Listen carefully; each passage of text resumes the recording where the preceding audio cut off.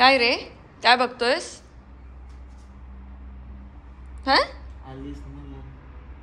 काय तुला वाईट वाटलंय का आले तर?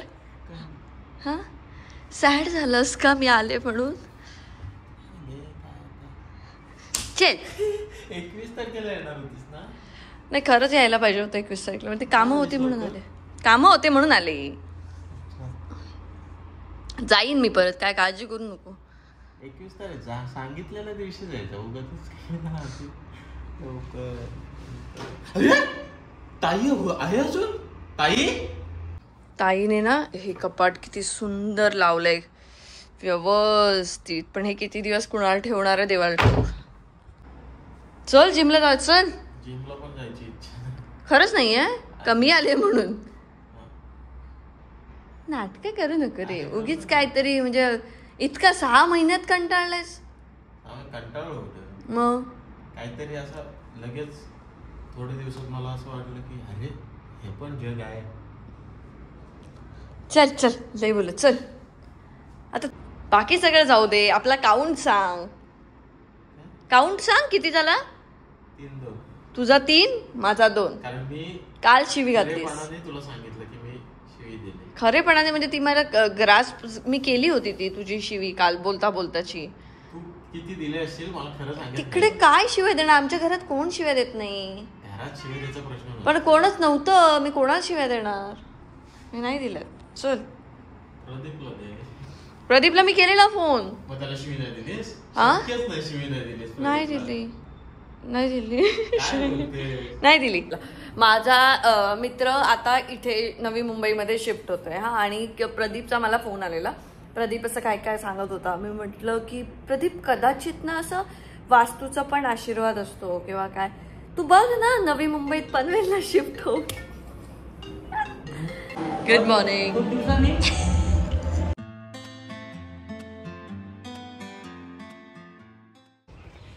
तर आता आम्ही जेवून आलो आणि आम्ही आता निघतोय लगेच. मी मधलं व्लॉग बिग करणं विसरले होते. तर आम्ही आलो स्टुडिओ जिमला गेलो. जिमवरनं घरी आलो. घरून मग इथे आलो जेवलो आणि आता आम्ही कामासाठी निघतोय. कुणाचं वेगळं काम आहे, माझं वेगळं काम आहे. मी तसंच केस धुतलेत आणि तसं ओले केस घेऊन तसंच चालले. मला रेडी होण्यासाठी जो आळस जो माझ्यामध्ये आहे तो खूप जास्त आहे आणि तो मी अगदी लास्ट मोमेंट रेडी होते. चलो अंधेरी. कुणाला गाणं लाव ना. ते मी लिहिलेलं गाणं लाव. लाव ना प्लीज लाव.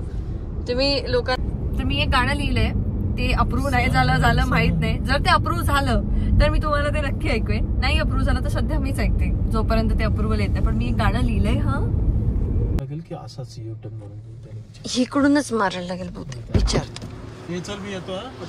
ये हा मी आता झोपती जाऊन. हा संतोषिणीकडे. अंकल एग्जिट कहाँ से? यहाँ से. हाँ एग्जिट एग्जिट एग्जिट. इनको जाना है वापस. इकडनं जा. पण आता सगळे प्लॅन डिसेंबरमध्ये करूया. मी कुणाला दाखवते संतोषिणीने काय बनवलंय. संतोषिणीने हे बनवलंय. हा सगळा माझा पसार आहे. आणि आय एम गेटिंग रेडी नाव. पटकन रेडी होऊन मला पोचायचं आहे. आणि मला नेहमीप्रमाणे आळस येतोय.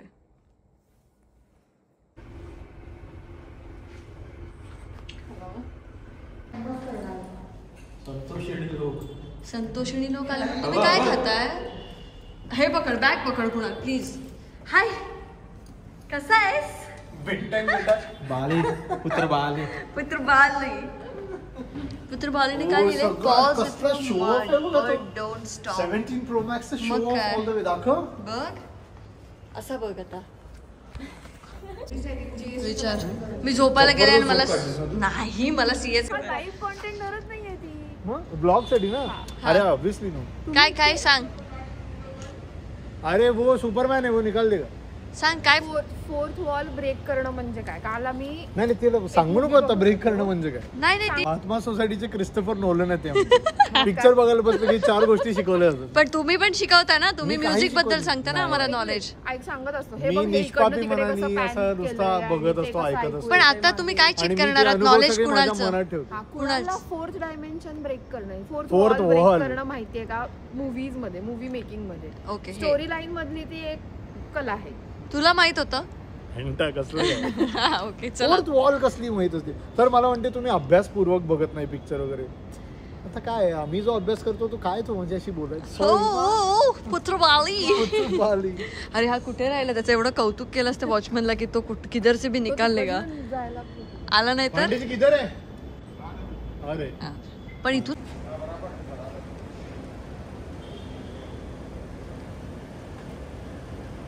आता कुणालचं परीक्षा, कुणाची काय करतोय हा?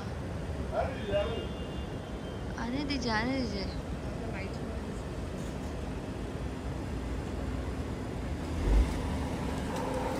काय अगदी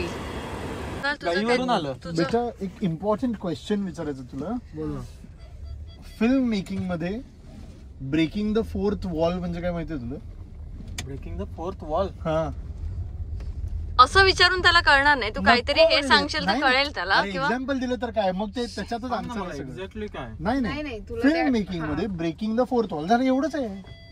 अजून म्हणजे काय? हे काल मूवी बघायला गेले होते दे दे प्यार दे, तेव्हा ही त्याला म्हणाली की छान वाटली मूवी कारण त्यांनी फोर्थ वॉल ब्रेक केली. नाही मला माहिती असं काय माहित नसतं रे आपल्याला यातलं. पण काय तू सांग म्हणजे कळेल थोडस. आता थोडी हिंट देऊ. केलं असेल कुठला तरी असं या चौकटीतच काम करायचं असतं. अरे किंवा असंच करायचं असतं. मला पण असंच काहीतरी वाटलेलं. हे आपलं निष्पापी छोटं काहीच नाही. ओके तन्वीलाच एक्सप्लेन करू दे. काय आहे की ऑडियन्स कडला नोटीस केलं ना, समोर बघून थोडस बोललं ना, किंवा रिअल लाईफ मधले रेफरन्सेस दिले ना, तर ती फोर्थ वॉल ब्रेक करणं असतं. म्हणजे आता त्यात काय आहे, स्क्रीनच्या पलीकडे ना जावेद जफ्री आणि जावेद जफ्रीचा मुलगा पण त्यातच काम करतोय, मिजान का काहीतरी नाव आहे.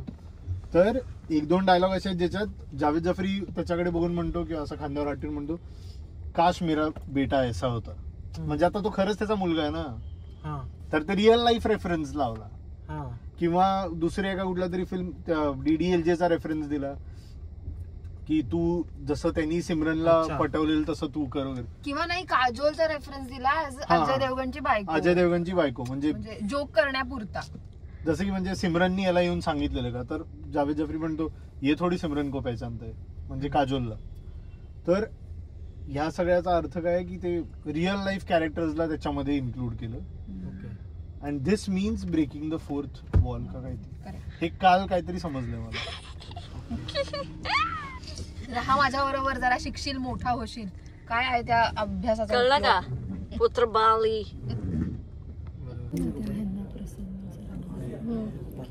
कोणीतरी एक मुलगी असते ना, तर आम्ही लग्न झालं नसतं. किती गॉसिप करत असतात. 30-35 काढले द्यायला लोकांना. शर्ट इस्त्रीची बाबतीत घरातले कपड्यांचं डिस्कशन तू ह्याच्यासोबत कुठे करतोय? माझ्यासोबत कर. नाही आम्ही शॉपिंग रिलेटेड बोलत स्त्रीला किती कपडे दिले ते त्याला सांगतो. नाही आम्ही शॉपिंग रिलेटेड बोलत होतो. तो म्हणला की ऑलरेडी 50 शर्ट आता इस्त्री दिलेत, आता करायची काही गरज नाही शॉपिंग. मी त्याला तेच समजत होतो की सारखं नको करू शॉपिंग. तेच असतं. तुम्ही तर ढवळ्या पवळ्या, तुम्हाला शेजारी बांधून काय उपयोग आहे? नाही आमचं म्हणणं काय, फिल्मला वर्ड ऑफ माउथची फार गरज आहे आणि तुमच्यासारख्या दिग्गजांबरोबर फिल्म शेअर करायची होती. तुम्हाला फिल्ममधलं बारकावे बरेचशी माहिती आहे. तर तुम्हाला फिल्म चांगली वाटली असेल तर प्लीज तुमच्या मित्रांना, बाकीच्या लोकांना प्लीज कळवा. आणि वर्षभर फिल्म इंटरनॅशनल फिल्म फेस्टिवलचे प्रवास करणार आहे, जे ऑस्करच्या वेबसाईटवरती 125 फिल्म फेस्टिवल रजिस्टर्ड आहेत. त्याच फेस्टिवलला आम्ही फक्त या सबमिट करतो. आणि इपीच्या मेन कॉम्पिटिशनमध्ये ही फिल्म आहे. महाराष्ट्रातून एकमेव फिल्म आहे जी इपीच्या मेन कॉम्पिटिशनमध्ये आहे. अजून 3 फिल्म आहेत, पण त्या बेस्ट डेब्यू डिरेक्टर आणि दुसऱ्या मेन स्ट्रीम सिनेमामध्ये तिथे स्क्रीन होणार आहेत. पण प्लीज तुमच्या प्रेमाची, तुमच्या सजेशनची गरज आहे. आणि तुम्हाला जर काही शक्य झाल्यास 2 शब्द तुम्हाला काही जर फिल्मबद्दल काही बोलता आलं, it will really help us our team. So thanks for coming. Sound designer आहेत इथे आमचे जयेश ढगाळ. भूमिका त्यांनी केली होती योगेश सोनी. अर्जुन कुठे गेले? इकडे इकडे या ना, इकडे ना, पुढे ना. सर्जीराव इथं आहे अध्यक्ष. माझी ताई आहेत सासूबाई, त्यांची सून पण बरोबर आहे त्यांच्या सुमन. नंतर मुरळीचा रोल त्यांनी केला होता.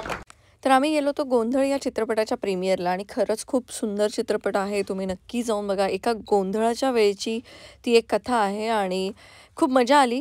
खूप सस्पेन्स होता त्याच्यामध्ये आणि खूपच सुंदर चित्रपट आहे. हा चित्रपटगृहामध्ये आता आहे आणि या फिल्मबद्दल फार लोकांपर्यंत माहिती पोचवली गेली नाही, पण आमच्या माध्यमातून आम्ही ही तुमच्यापर्यंत पोचवतोय. जर तुमच्या जवळच्या चित्रपटगृहामध्ये गोंधळ चित्रपट असेल तर नक्की जाऊन तो चित्रपट बघा. बाथरूमच्या नळात भरलं ना की इथपर्यंत भरलं जातं ते. कुणाल तू बॉटल भरायला होतास का कुठे? मला तेच वाटतंय. हा बोला. बाय गाईस. बाय संतोषिनी. बाय. मला संतोषिनी म्हणताय. बाय. काय नवीन? माझा नवीन फोन आहे.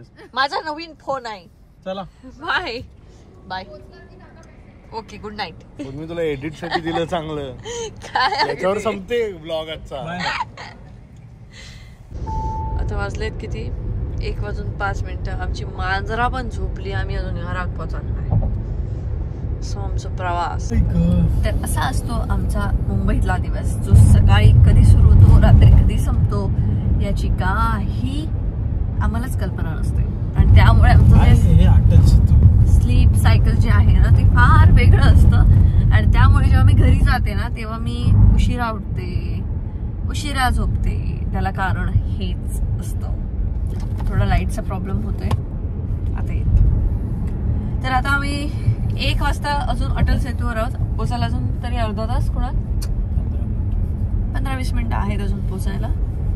तर अशा प्रकारे आजचा दिवस संपला. आज आम्ही मस्त प्रीमियरला गेलो होतो. मूवी बघितला. मूवी खूप छान आहे. तुम्ही सुद्धा थिएटरला जाऊन नक्की बघा. झोपतोयस? तर कुणालने मला प्रॉमिस केलं होतं की तो उद्या माझ्यासोबत येणार. परत टाक देते मी. आणि त्याने मला टांग दिलेली आहे. आणि तो जातोय पुण्याला आणि मी जाते मुंबईत कामाला. तर असं त्याचा एक लास्ट मोमेंट शॉपिंग असते. म्हणजे आता आम्हाला 28 तारीखला लग्नाला जायचंय. कुणाल 23ला ऐश्वर्याचं पण लग्न आहे. तू काय घालणार आहेस ते तुझं तू ठरव. माझं तर ठरलेलं आहे. कारण हा कधीच शॉपिंगला वेळ देत नाही आणि लास्ट मोमेंट एवढी घाई करतो. आणि मग तुझं तू केलंस, माझं का नाही केलंस. आणि स्वतःचे खूप नखरे असतात त्याचे. तर आता 23ला ऐश्वर्याचं तर लग्न आहेच. त्यासाठी आम्ही अलिबागला जाणारच आहोत. आणि अलिबागला जातोच आहोत. तर आपण त्या ह्याला विक्रांतला पण भेटूया. विक्रांतला पण त्याचं लग्न झालं तेव्हाही गेलो नव्हतो. त्यालाही भेटायला लागेल. त्याच्यानंतर मग नागपूरला जायची. त्याची शॉपिंग अजिबात झालेली नाहीये कुणाची आणि माझी पण नाही झाली आहे. मला त्याने सांगितलेलं की आपण उद्या शॉपिंग करूया, पण त्याने मला टांग दिलाय. पण ठीक आहे, त्याचं काम आहे म्हणून तो पुण्याला चाललाय. 1 तासाचं रेकॉर्डिंग आहे त्याच्यासाठी त्याला पुण्याला जायचंय.